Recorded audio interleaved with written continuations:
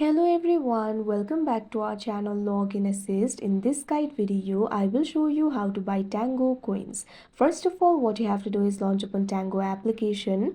You can see over here Tango application has been opened. Initially, you'll be led to this kind of interface. Make sure you're logged into your account. So if you want to buy the Tango coins, it is actually very simple.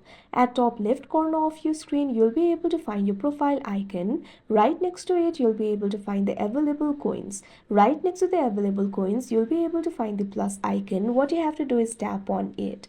Now, once you do that, you'll be led to this kind of interface. You'll be able to find best offers over here. You'll be able to see the amount of coins. Also, you'll be able to see the price. So simply tap on the option of your choice. Now, once you do that, you can see over here, you'll have to select the payment method. You'll be able to see the available payment method over here. Tap on the payment method of your choice and tap on this option, pay. Complete the transaction. After the transaction is completed, the coin will be deposited in your account. So that is how you buy Tango coin. I hope you found this video helpful. Thank you for watching. Make sure to like, share and subscribe to our channel.